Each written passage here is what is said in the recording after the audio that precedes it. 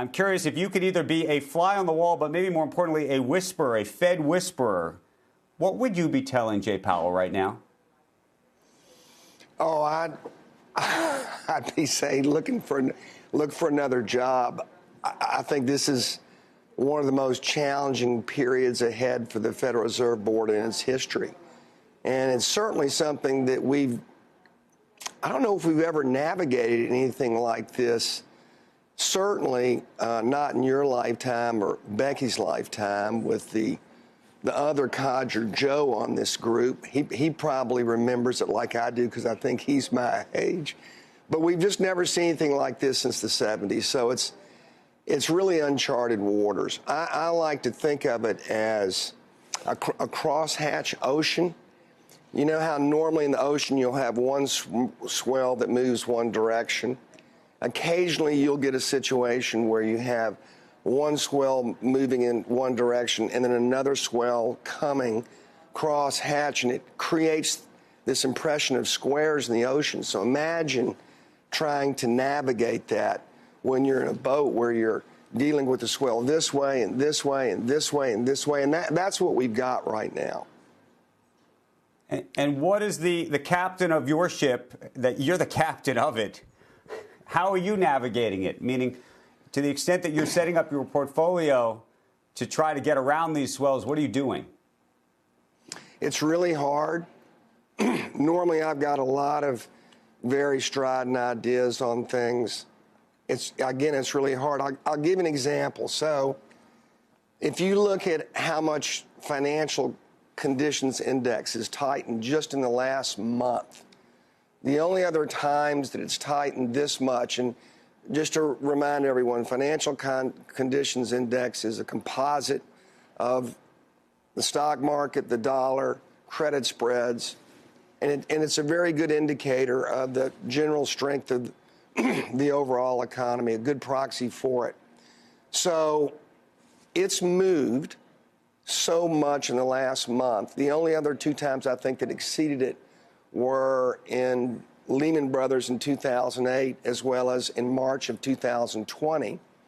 The other times since they began calculating that index back in 1980 was 81 and 82, right after the crash of 87, right after 9/11, I think twice in 2002 towards the bottom of the bear market, and then three times in 2008, and then March of 2020 during the pandemic. So, excuse me. So every one of those instances were all associated with cuts, Federal Reserve Board cuts within 24 days on average, literally some of them within 2 or 3 days.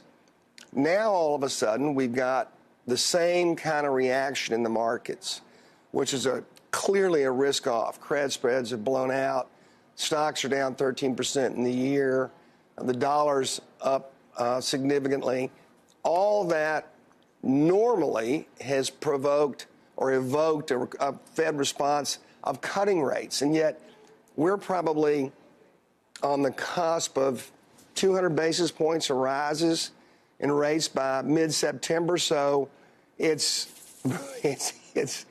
uncharted territories where we're going. And but do you look at that, Paul, and say to yourself that a recession is coming? Do you say everything's on sale, I got to buy things? Do you say that I got to short this market? I mean, I know you say you don't have a strident view, but you must be telling your traders to do something. Clearly you don't want to own bonds and stocks. You start with that. It's going to be a very, very negative situation for either one of those asset classes, right? You can't think of a worse macro environment than where we are right now for financial assets. And again, one of the reasons, I think maybe the biggest differentiator between now and those other periods over the past 40 years is look at the level of overvaluation that we were both in rates as well as stocks. So that's one reason why, even with this tightening in financial conditions, the Fed still probably has to raise rates to get inflation under control. Heck, we had CPI greater than 8%.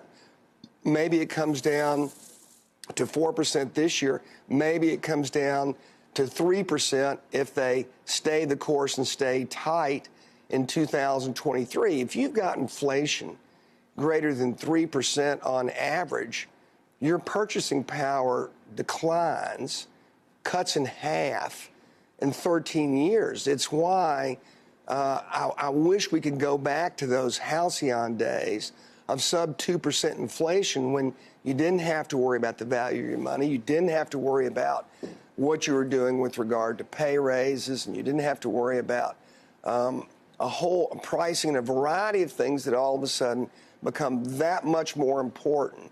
And trying to, again, just have a normal business that you have to think about when inflation's 3% and higher, and you don't have to think about when inflation's 2% and under.